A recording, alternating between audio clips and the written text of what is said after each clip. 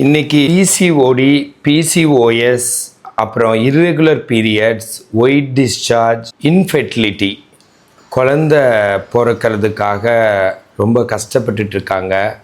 And இந்த trouble fully reversal through exercise. இதுக்குன்னு exercise protocols இருக்குது, இதுக்குன்னு ப்ராப்பராக எக்ஸசைஸ் இருக்குது. எக்ஸசைஸ்னால் உடனே நம்மளுக்கு தெரிஞ்சது என்னென்னா, வாக்கிங் போகிறேன், ரொம்ப போய் நான் வெயிட் ட்ரைனிங் போடுறேன், ஜிம்முக்கு போகிறேன், யோகா பண்ணுறேன், இல்லைன்னா ஸ்போர்ட்ஸில் போய் நான் விளையாடுறேன், இது எக்ஸசைஸ் அப்படின்னு நினச்சிட்ருக்கோம். ஆனால் அப்படி எக்ஸசைஸு நம்ம பாட்டில் என்ன வேணாலும் பண்ணிக்கலாம் ஒவ்வொரு ப்ராப்ளமுக்கும் அப்படின்னா, அப்புறம் ஏன் ஃபிசியோதெரப்பின்னு ஒரு கோர்ஸ் எல்லாம் வச்சுருப்பாங்க? Main stream medicine, English medicine தான் உலகத்தில் மெயின் ஸ்ட்ரீம் மெடிசன். உலகத்தில் மேக்சிமம் நாடுகளில் மேக்சிமம் பேர்களுக்கு ஒரு பாதுகாப்பை கொடுத்து லைஃப் ஸ்பேனை அதிகப்படுத்துறது இங்கிலீஷ் மெடிசன் தான். இன்றைக்கி நான் ஆல்மோஸ்ட் உலகத்தில் 95% இங்கிலீஷ் மெடிசன் தான் கவர் பண்ணிகிட்ருக்கு. English medicine main stream medicine. அதில் சில மக்களுக்கு கொஞ்சம் கஷ்டம் எதில் இருக்குன்னா, அதில் சைடு எஃபெக்ட்ஸ் அதிகமாக இருக்குது அப்படின்னு சொல்லிட்டு பயப்படுறாங்க, கஷ்டப்படுறாங்க. சரிங்களா? ஆனால் அதே இங்கிலீஷ் மெடிசனில் பாசிட்டிவ் எங்கே இருக்குது, ரொம்ப ரொம்ப பாசிட்டிவ் எங்கே இருக்குன்னா, எவிடன்ஸ் பேஸ்டாக இருக்குது. பேராசிட்டமால் கொடுத்தா காய்ச்சல் குறையும்னு சொன்னால் கன்ஃபார்மாக குறையும். உலகத்தில் அது யாருக்கு போட்டாலும் உடனே குறைஞ்சிரும். இதை போட்டால் ஆன்டி இன்ஃப்ளமேட் NSAID போட்டால் வலி குறையும் அப்படின்னா குறைஞ்சிரும். அதில் டவுட்டே இருக்காது. சொன்னபடி நடக்கும். சரிங்களா? ஏதாச்சும் ஒரு இன்வெஸ்டிகேட் பண்ணால் கரெக்டாக இருக்கும். அதனால தான் இங்கிலீஷ் மெடிசன் ரொம்ப ரொம்ப பலமாக இருக்குது. அப்படிங்கிறப்போ அது எவிடன்ஸ் பேஸ்டுங்கிறது தான் அதனோட பாசிட்டிவாக இருக்குது. அப்படிப்பட்ட இங்கிலீஷ் மெடிசனில் எவிடன்ஸ் பேஸ்டாக எந்த சைடு எஃபெக்டும் இல்லாமல், ஒரு மாத்திரை மருந்து கூட இல்லாமல் ட்ரக்லெஸ் தெரப்பியாக உருவாக்கப்பட்டது தான் ஃபிசியோதெரப்பி. ஃபிசியோதெரப்பி பார்த்துக்கோங்க, மெயின் ஸ்ட்ரீம் மெடிசனில் இருக்குது, எவிடன்ஸ் பேஸ்டாக இருக்குது. ஆனால் மாத்திரை மருந்து கிடையாது. எங்கேருந்து சைடு எஃபெக்ட் வரும்? Zero side effect. Zero zero zero zero zero. சரிங்களா? அப்படி இருக்கிற ஒரு மெயின் ஸ்ட்ரீம் மெடிசனில் இவ்வளோ பெரிய கோர்ஸு, பிபிடி, எம்பிடி, அதில் ortho, MPT ortho master in physiotherapy, MPT neuro, MPT cardio respiratory, MPT gynaecology கோர்ஸே இருக்குது. கைனகாலஜிக்கும் ஃபிசியோதெரப்பிக்கும் சம்மந்தம் இருக்கானே நிறைய பேர்த்துக்கு தெரியாமல் இருக்கிறீங்க. அதுக்கு மிகப்பெரிய கோர்ஸ் இருக்குது, உலகளாவிய கோர்ஸ். எம்பிடி ஸ்போர்ட்ஸு, எம்பிடி கார்சினோமா கூட இருக்குது, கேன்சருக்கு கூட. சரிங்களா? எம்பிடியில் அப்புறம் நிறைய இது மாதிரி வெரைட்டிஸ் இருக்குது. அது தவிர பிஹெச்டி இருக்குது. இந்த மாதிரி ஒரு மிகப்பெரிய கோர்ஸு, மிகப்பெரிய டிபார்ட்மெண்ட்டு, பயங்கரமாக படிக்க வேண்டியதாக இருக்குது. ரொம்ப கொஞ்சம் நஞ்சம் இல்லை. மற்றவங்களோட கோர்ஸோட சப்ஜெக்டை விட ரொம்ப அதிக சப்ஜெக்டாக இருக்குது. ஒவ்வொரு மசிலுக்கும் ஆரிஜின், இன்செர்ஷன் எல்லாம் தெரிய வேண்டியதாக இருக்குது. பார்க்குறது எல்லாமே பெரிய நோயாக இருக்குது. காய்ச்சலுக்கு பார்க்கறது இல்லை, சளி பிடிச்சதுக்கு பார்க்கறது இல்லை. யார் வந்தாலும் எம்ஆர்ஐயோடு தான் வராங்க. அப்படி தான் எல்லாமே. ஒன்று ஸ்ட்ரோக்காக இருக்குது, பக்கவாதமாக இருக்குது, இல்லை ஸ்பாண்டிலைட்டிஸாக இருக்குது, இல்லை சயாட்டிக்காவாக இருக்குது, இல்லை மோட்டார் நியூரான் டிசீஸாக இருக்குது, மஸ்குலர் டிஸ்ட்ரோஃபியாக இருக்குது, செரிப்ரல் பால்சியாக இருக்குது, இல்லை என்னென்னமோ osteo arthritis, rheumatoid arthritis, auto immune disease, அது மாதிரி எல்லாமே பெரிய பெரிய இதாக இருக்குது. சரிங்களா? அப்படி ஒரு கோர்ஸ் இருக்கிறப்போ எதை வச்சு எக்ஸசைஸ்னா உடனே அப்படியே நீங்களே பண்ணிக்குவீங்களா? நான் வேணான்னு சொல்ல, நல்லது நடந்தால் பரவாயில்ல. அறியாமையில் போய் சிக்கலில் சிக்கிட்டு அப்புறம் எக்ஸசைஸில் எனக்கு சரியாகலைங்க.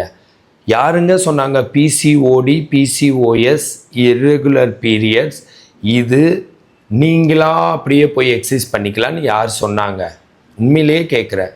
அது நாங்களே பக்குன்னு தான் சொல்லித்தரணும். ஒவ்வொன்றும் இது ஆகக்கூடாது, ஒவ்வொன்றும் இடிக்கும். உங்களுக்கு அது எப்படி தெரியும்? ஒரு எக்ஸசைஸை சொல்லுவோம், அது கார்டிசோல் ரிலீஸ் ஆகி, அதாவது ஸ்ட்ரெஸ் ஹார்மோன் ரிலீஸ் ஆகி பிசிஓடிக்கு ஆப்போசிட்டாக முடியும். நீங்கள் நல்லா ஓடினீங்கன்னா என்ன நடக்கும் யோசிச்சு பாருங்கள். அது மாதிரி எல்லாம் ரொம்ப கஷ்டப்பட்டு அது மாதிரி எக்ஸசைஸ் எல்லாம் இதுக்கு செய்யக்கூடாதுங்க. ரொம்ப ரிலாக்ஸாக இது வேறு, இது என்டையர்லி வேறு. அதனால் அந்த மாதிரிலாம் செய்யக்கூடாது. ஃபஸ்ட்டு ஒவ்வொன்றா சொல்லிக்கிறேன். இது எக்ஸசைஸில் க்யூர் ஆகும், ரிவர்சல் ஆகும். எக்ஸசைஸில் தான் நல்லபடியாக க்யூர் ஆகும். சரிங்களா? இது லைஃப் ஸ்டைல் டிசீஸ், வாழ்க்கை முறையினால் வந்த நோய். வாழ்க்கை முறையை மாற்றி அமைச்சாதான் இதிலேருந்து வெளியேற முடியும். அந்த வாழ்க்கை முறை என்னென்னா மனநிலை, உணவு, எக்ஸசைஸ்.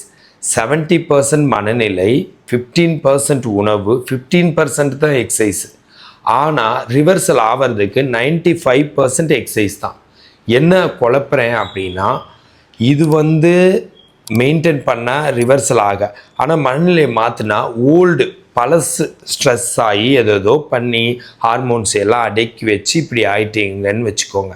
அதை தடுக்கிறது இன்றைக்கி மாறினா இன்னிலேருந்து தான் நம்ம ஓரளவுக்கு முத்தாமல் நல்லா இருக்கிற மாதிரி ஆகணும். பழசை தடுக்க முடியாது. அதே மாதிரி இன்றைக்கி உணவில் மாறினா பழசை தடுக்க முடியாது.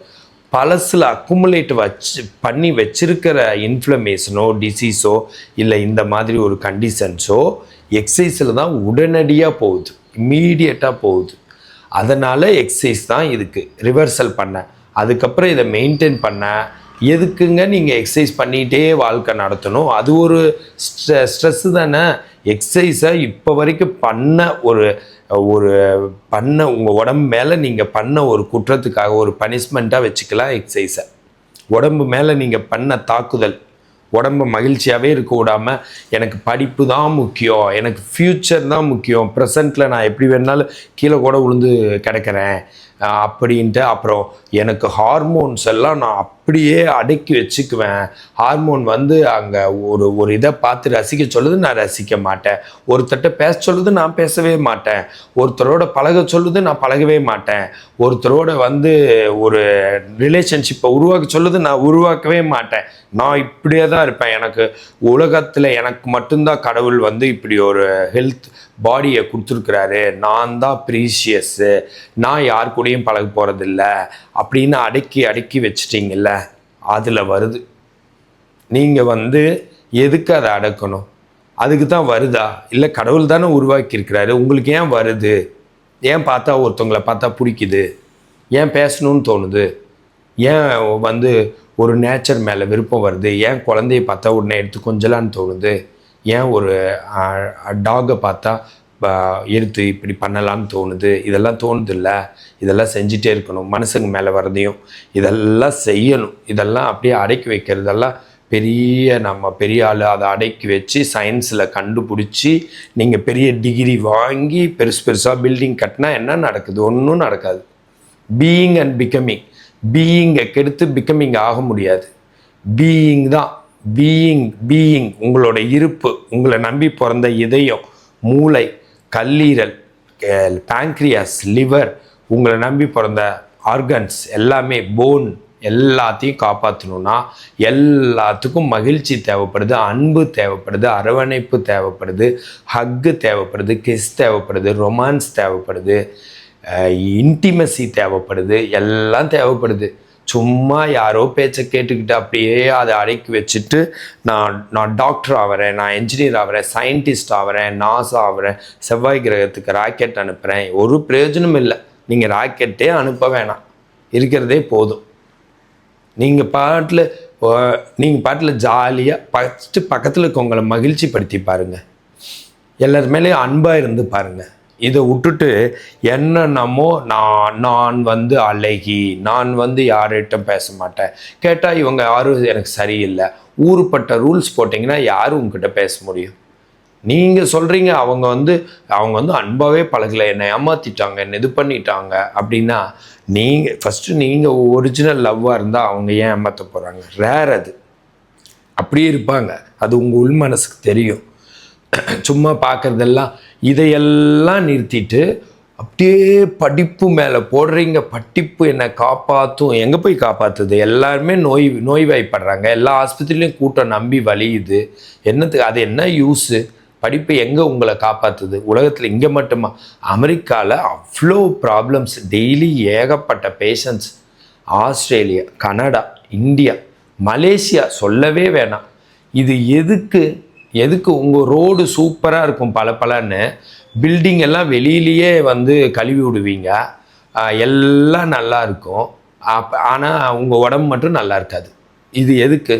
இதையும் பேலன்ஸ் பண்ணி அதையும் பேலன்ஸ் பண்ண முடிஞ்சால் பேலன்ஸ் பண்ணலாம். ரெண்டையும் ஒன்று கெடுத்துக்கிட்டா அந்த மாதிரி பண்ணவே கூடாது.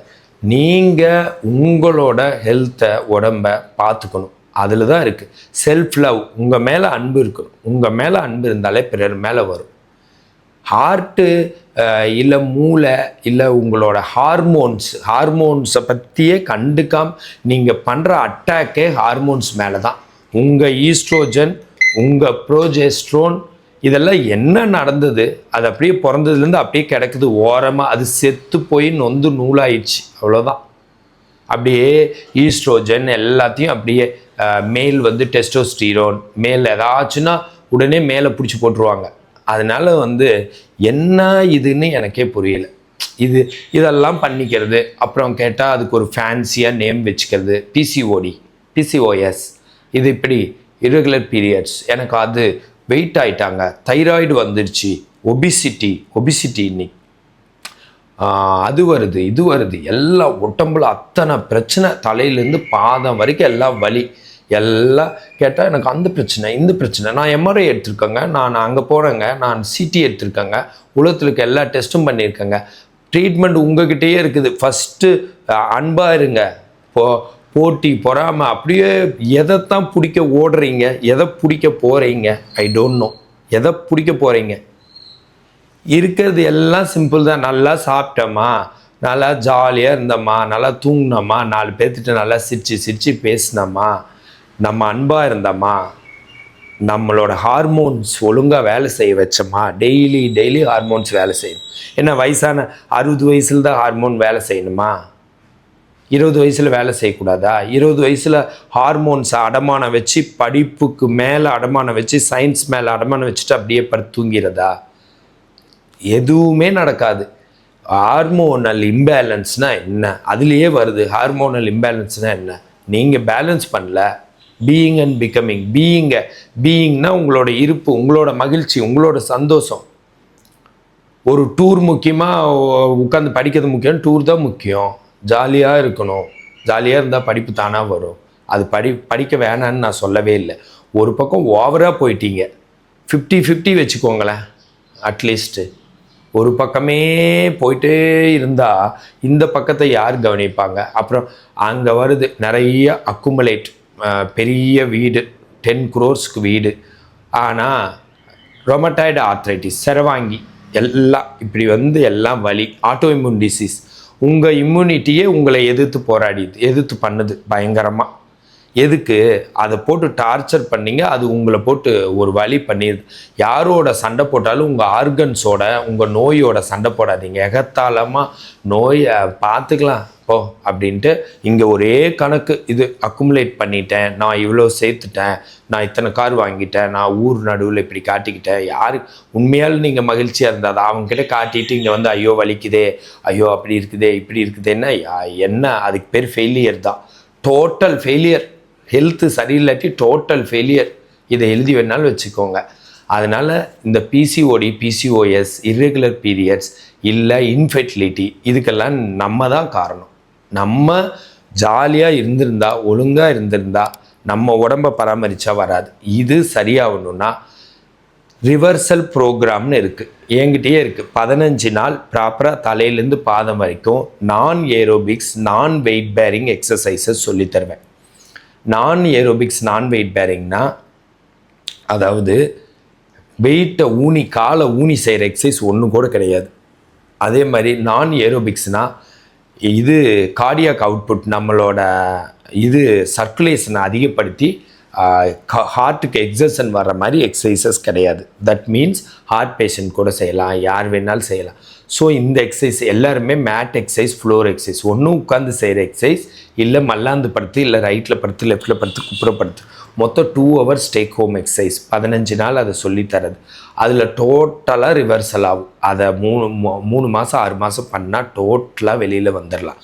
வாழ்க்கை முறையை மாற்றி அமைச்சா டோட்டலாக, அதுதான் வாழ்க்கை முறையை பற்றி நான் ரொம்ப பேசினேன்.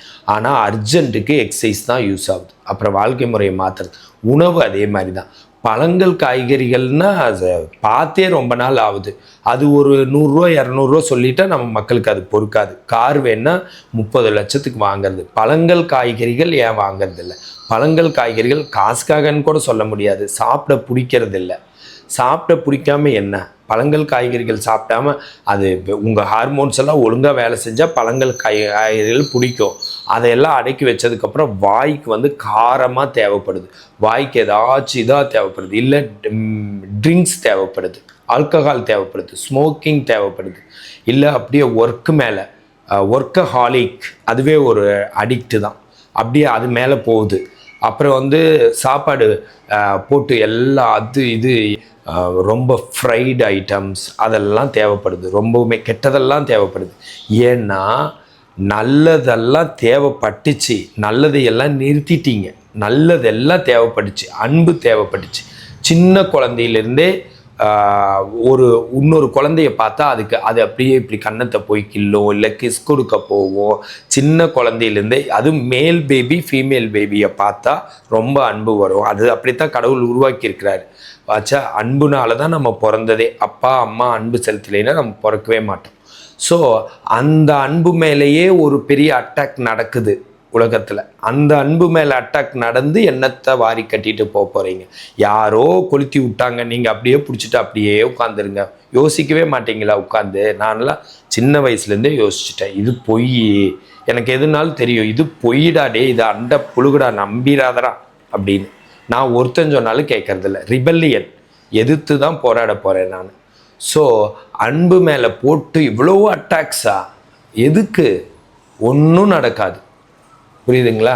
எல்லாம் வீணாக போயிடுவாங்க, எல்லாம் செத்து போயிடுவாங்க, இல்லைன்னா ரொம்ப கஷ்டப்படுவாங்க, இல்லைன்னா சண்டை. என் நாட்டுக்கும் எதுக்கு சண்டை வருது? அன்பு இல்லாமல் தான். எதுக்கு இவ்வளோ நாடு, எதுக்கு இவ்வளோ மிலிட்ரி? ஏன் ஒரு நாடாக இருக்கலாமே, ஒரு மொழி பேசலாமே, ஒரு நல்லா ஜாலியாக இருக்கலாமே, அன்புங்கிறதையே ஒரு மதமாக வச்சுக்கலாமே. ஸோ இதுக்கும் பிசிஓஎஸ்க்கு என்ன சம்மந்தம்னா, இதெல்லாம் சேர்ந்து தான் ஒரு பெண் இனம்ங்கிறது அவ்வளோ முக்கியம். அவங்கள ஏன் இவ்வளோ கஷ்டப்படுத்தணும்? அவங்க ஏன் இத்தனை உடம்புல இத்தனை பிரச்சனையை வச்சிட்ருக்கணும்? ஒரு குழந்தை பிறக்கிறதுக்கு இது மாதிரி ஒரு வெப்பமான ஒரு நாட்டில் இங்கே குழந்தை பிறக்கிறது ஈஸி. பூமத்திய ரேகை பக்கத்தில் இருக்கும். ஸோ இங்கே தான் கிட்ஸ் நல்லா உருவாகிறது. இவ்வளோ மக்கள் தொகை இருக்குது, அதுக்கே இவ்வளோ கஷ்டப்படணும்? அதுக்கே என்னென்னமோ பண்ணணும்? பெரிய சயின்ஸில் கண்டுபிடிச்சி அது என்னத்தை பண்ண போகிறீங்க? ஈஸியாக குழந்தை பிறக்கும், ஈஸியாக நல்லா இருப்பீங்க.